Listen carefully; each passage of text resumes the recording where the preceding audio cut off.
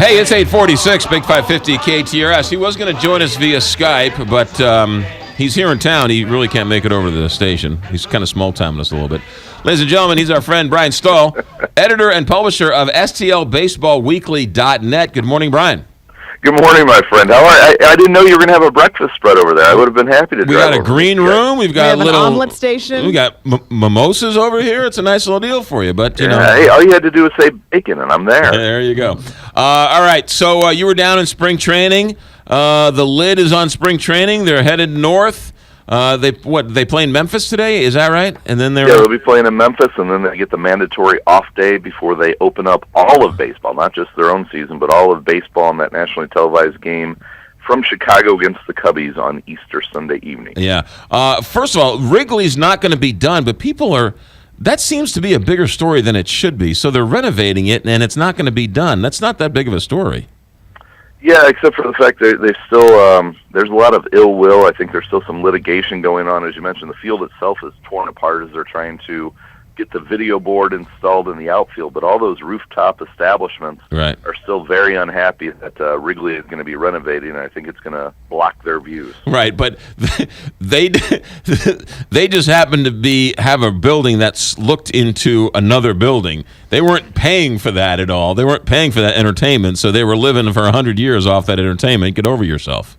Yeah, I mean, they had worked out an agreement the last few years, but you're right. It was, Right. Hey, enjoy it while you can. Maybe it's time to actually buy some season tickets. Right. I've actually been up on one of those rooftops, overserved once or twice. I got to tell you, that's a fun way to watch a ball game, though. I will say that. It is. And you know what? Hey, the Cardinals, I don't think it's a coincidence that with Ballpark Village, they've got their own rooftop, and people love to sit out there and watch. Great point. All right, let's talk about on the field, and let's talk Jason Heyward. Everything you read about the guy, he's a matinee idol. He's got a body of a Greek god. Is he going to be able to produce this year? You know what? I think so. And all those things that you've read or heard about are absolutely true. He is chiseled. But I'll tell you what probably doesn't get talked about enough is that this guy is a baseball junkie. I mean, he absolutely loves. I mean, he got in there early, not just because he wanted to get acclimated with a new team, but because that's his routine, similar to a Matt Holliday, and Yadier Molina was down there early. Matt Carpenter was down there early. Jason Heyward got down there early because he likes to work. He likes to be around the cage. He likes to be around talking baseball. And I actually met some people who were friends of his family, and they were talking about how Heyward had been calling home almost every day because he's very tight with his mom and dad, and just continued to be like, they do this here, they do this here, they do this here, all in a positive sort of note, because he has found, like, again, like brethren that are all baseball 100% of the time. So I think this is really an atmosphere where he's going to thrive. So they keep saying that he needs to produce power-wise, and they need a home run hitter, and he hasn't been since, I guess, his first or second year in the league. What are we expecting? I mean, you can't, if he's not a home run hitter, you can't sort of turn him into one. So what's the scuttlebutt with that? You know what? If he bats around 280 with around 20 home runs and 80 RBIs, I think everything will be just fine. I mean, they're what they're hoping. The Cardinals are hoping for is to bat him in that second slot in the lineup, and similar to that old adage we always heard about damage in the two-hole with Carlos Beltran. That's what they're hoping to get out of Jason Heyward. And this is a guy who all through his career came up as a middle-of-the-order hitter, and last year was actually asked to and was willing to move to the leadoff position for the Atlanta Braves. So in terms of last year, those power numbers were absolutely down, but his role changed. A couple of years prior to that, he had an awesome season. And what we've got to remember, too, is this is a guy who's only in his mid-20s. I mean, he came to the major leagues when he was 20 years old. So he's really right on the cusp of being at the peak of his career. Does that automatically guarantee that he's going to be a 30 home run, 100 RBI hitter? Absolutely not. It doesn't. But that potential is there, and even again, if he's gotten 280, 20 home runs, and 80 RBIs, that's a substantial increase over what the Cardinals got out of right field last year. Not to mention, he's got a pair of Gold Gloves. What about Matt Holliday? At some point, Matt Holliday is going to stop producing. Can they get another year out of him? I think so, and what's funny, McGraw, is the big topic with Matt Holliday this year. Everybody wanted to talk to him about how old he is, and he told me, I didn't realize 35 meant I was an old man. So he's got a little bit of a chip on his shoulder in a positive way, that he wants to go out and he'll be the first one to tell you he did not have a good start to the season last year. But he finished strong, and he played, I think, the third most games of his career, and I would not expect that to change. I know there's always that call for, well, maybe if you rest Matt Holliday a little bit, you'll get more out of him. But he's a guy who's in tremendous physical shape. We talked about the shape that Jason Heyward is in. Matt Holliday's no slouch, and he lives in the gym 24/7. So, Holliday's had a good spring. He's been swinging the bat well. He hit well over 300. So if he can carry some of that over, it's always funny when you leave spring training. The guys who don't have the numbers say, "Well, it's a fresh start. You wipe the board clean." Right. And the guys who've been swinging the bat well say, "Yeah, I'm just going to carry over and do what I've been doing." What about Jaime Garcia? I know he's been injured in the surgery, and people are questioning it. And then, sort of right before the end of camp, something flared up again. What do we know about that?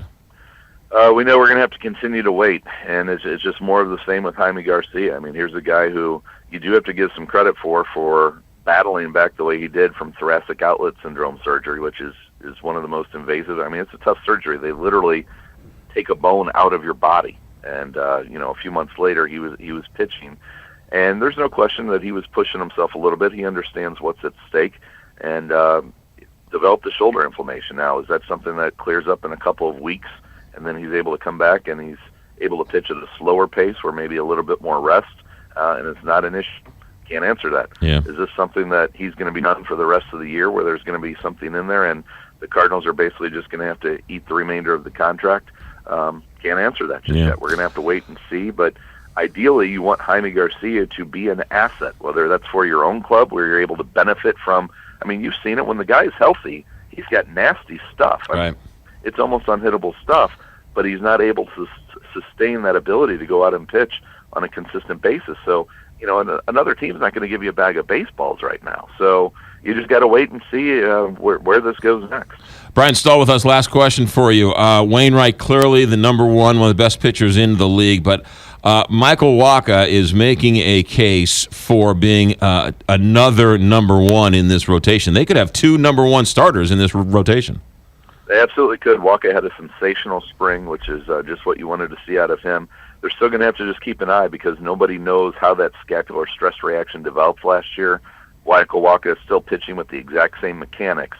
So it's not something where they're going to be running them in to test them every few days. Right. But it is something they're just going to kind of monitor and keep an eye on.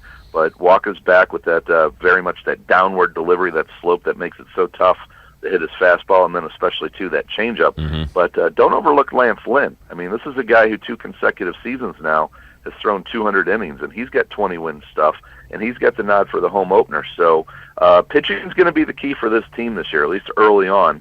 The Cardinals are still very much a station-to-station team. They're not I think it's not a fluke that they scored the least amount of runs in all of spring training. They barely eclipsed the 100-run mark in spring training, where you had some other teams that were up around 300 just by comparison. So they're going to rely heavily on that pitching. But you're right, Wacha gave you everything that you wanted to see this spring. Brian Stull, editor-publisher of STLBaseballWeekly.net. What's the Twitter handle, Brian? The Twitter handle is @Stully, STL. Yeah, and you're going to join us throughout the season, right? I would love to. Are you going to have the mimosas and the bacon in the house? Well, we bring them. You don't come. I mean, you don't Skype with us. You kind of small time us a little bit. We'll see what we can do. You know what? I was sitting here at the computer. I got all freshened up this morning, and then the phone rang. I didn't know what was going on. You put your face on for us. In other words, Brian. No, you don't want my face on. That's why I do radio, buddy. Brian Stull, editor-publisher, STLBaseballWeekly.net. Brian, have a good week. Happy Easter. All right. You guys too. Happy Easter.